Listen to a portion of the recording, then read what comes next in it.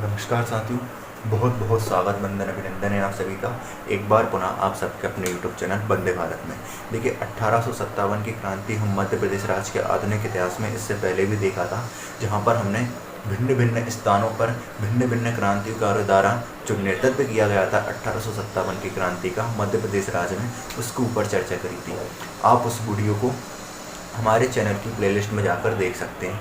आज के इस लेक्चर में हम 1857 की क्रांति में मध्य प्रदेश राज्य के कुछ प्रमुख लोग जिन्होंने इस क्रांति में अपना महत्वपूर्ण योगदान दिया, उनके बारे में हम चर्चा करने वाले हैं। तो चलिए शुरुआत करते हैं हम। और सबसे पहले हम देखते हैं रानी अवंतीबाई को। ठीक है, इसको देखते हैं हम, रानी अवंतीबाई को।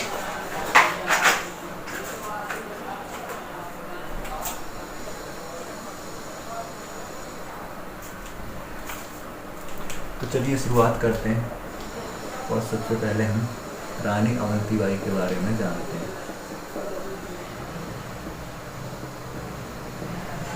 देखिए, मध्य प्रदेश राज्य के मंडला जिले में एक स्थान है जिसका नाम है रामगढ़। ठीक है, मध्य प्रदेश राज्य के मंडला जिले में रामगढ़ रियासत की रानी कौन थी? रानी अवंतीबाई थी। ठीक है, अब देखिए, जो अवंतीबाई थी, इनका विवाह रामगढ़ के ही राजा लक्ष्मण सिंह के साथ हुआ था। ठीक है, किसके साथ विवाह हुआ इनका? रामगढ़ के राजा लक्ष्मण सिंह के साथ इनका विवाह हुआ। विवाह के कुछ वर्ष पश्चात ही क्या हो जाता है, इनके पति की मृत्यु हो जाती है। अब इनके पति की मृत्यु हो जाती है तो इनके दो पुत्र जो थे, कौन कौन से? एक का नाम था अमन सिंह और दूसरे का नाम था क्या? तो ये अपने पिता की मृत्यु के बाद क्या होते हैं, ये शासन को संभालने के दृष्टिकोण से कैसे होते हैं? अनुपयुक्त होते हैं, नाबालिग होते हैं। ऐसे में क्या होता है, रानी द्वारा स्वयं ही अपने राज्य की कमान संभाली जाती है। अब क्या होता है, कुछ अंग्रेज अधिकारी क्या करते हैं, रामगढ़ रियासत की देखरेख के लिए एक तहसीलदार की नियुक्ति कर देते हैं। ठीक है, इसकी नियुक्ति कर देते हैं, एक तहसीलदार की नियुक्ति कर देते हैं, जिसका रानी के द्वारा विरोध भी किया जाता है। ठीक है, पर ये लोग नहीं मानते हैं।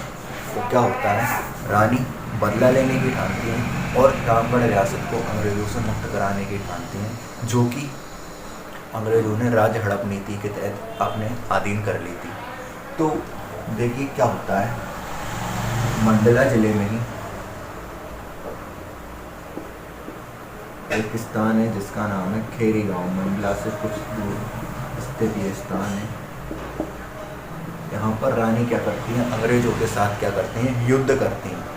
ठीक है, और इस युद्ध में ये अंग्रेज सेनापति बॉर्डन को बुरी तरह परास्त कर देती हैं।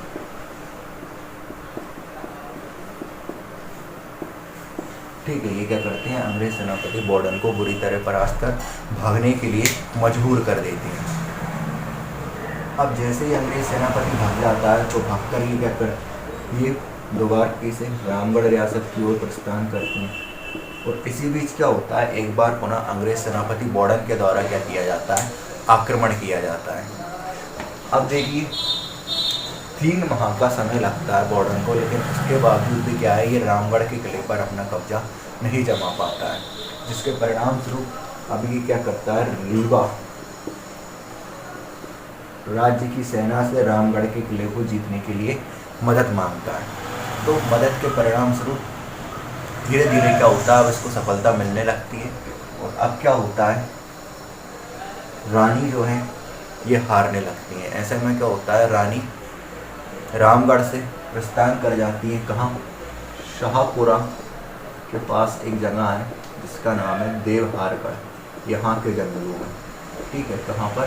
देवहारगढ़, यहाँ के जंगलों में वो प्रवेश कर जाती है। जब अंग्रेज सेनापति बॉर्डन को पता चलता है कि रानी देवहारगढ़ के जंगलों में गई हैं, तो वो उनका पीछा करते करते जाता है और 20 मार्च 1858 को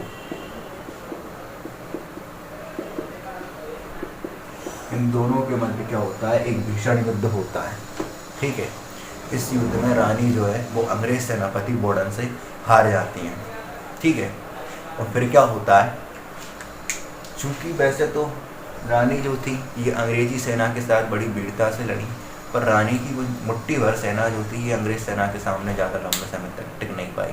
तो उनको जब लगा कि वो मरने ही वाली हैं, तो उन्होंने अंग्रेज़ों के हाथों से मरने की बजाय खुद के हाथों से मरना उचित समझा और स्वयं की कटार स्वयं के सीने में घोंप दी। ठीक है, तो इस प्रकार ये मर गई। ठीक, इनके बाद इनकी सेविका जिनका नाम था गिरधारी भाई, इन्होंने भी क्या करा, ऐसा किया। ठीक है, और जो गिरधारी भाई और रामगढ़ रियासत की रानी अवंती बाई है, इन दोनों की समाधि क्या है, मंडला के रामगढ़ में ही स्थित है, जो कि आपसे पूछा जा सकता है। ठीक है, तो कहाँ की रानी थी, पति का नाम याद रखिए, पुत्रों का नाम याद रखिए, लड़ाई कहाँ पर हुई, देवारगढ़ के जंगल में हुई, डेट याद रखिए कब हुई। ठीक है, समाधि के बारे में याद रख लीजिए। अब रानी अवंती बाई के बारे में पढ़ लिया। रानी अवंती बाई के बारे में पढ़ने के बाद अब हम बात करते हैं कुंवर चैन सिंह के बारे में।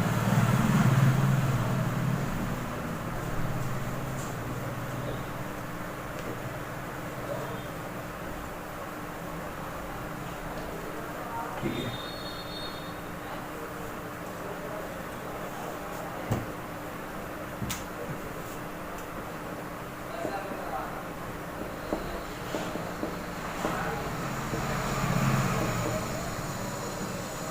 तो कुंवर चैन सिंह थे, ये नरसिंहपुर रियासत के राजा थे। ठीक है, कहाँ के राजा थे, नरसिंहपुर रियासत के राजा थे। किसी कारणवश इनका नरसिंहपुर से सीहोर में आना हुआ। वहाँ पर इनकी मुलाकात कुछ अंग्रेज अधिकारियों के साथ होती है और बात ही बात में क्या होता है, कुंवर चैन सिंह और अंग्रेज अधिकारियों के मध्य युद्ध छिड़ जाता है। तो इस समय क्या था, कुंवर चैन सिंह की स्थिति अंग्रेज अधिकारियों से ज़्यादा अच्छी थी।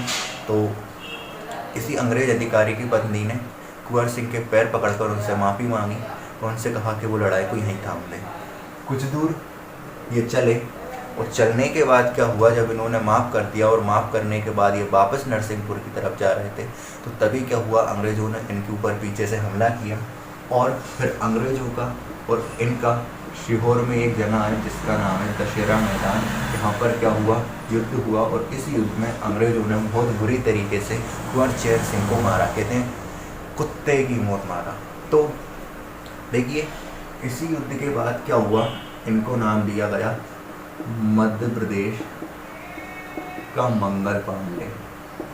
ठीक है, क्या नाम दिया गया, मध्य प्रदेश का मंगल पांडे।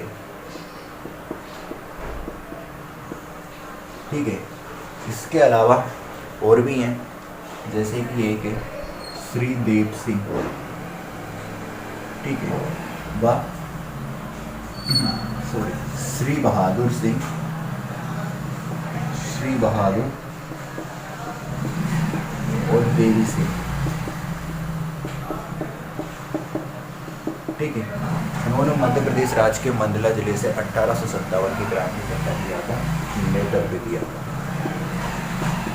अब आज की एक नई काफ़ी है, इसके बाद हम बात करेंगे बुंदेलखंड में जो विद्रोह हुआ उसके बारे में, इंदौर में जो विद्रोह हुआ उसके बारे में, और कुछ ऐसे लोगों के बारे में जिन्होंने अंग्रेज़ों का विरोध किया और अंग्रेज़ों का साथ दिया। मतलब एक ने अंग्रेज़ों का विरोध किया, वहीं दूसरे ने अंग्रेज़ों का साथ दिया। ठीक है, तो आज के लिए इतना ही काफ़ी है। तब तक के लिए जय हिंद, जय भारत। आप सब पढ़ते रहिए, बढ़ते रहिए।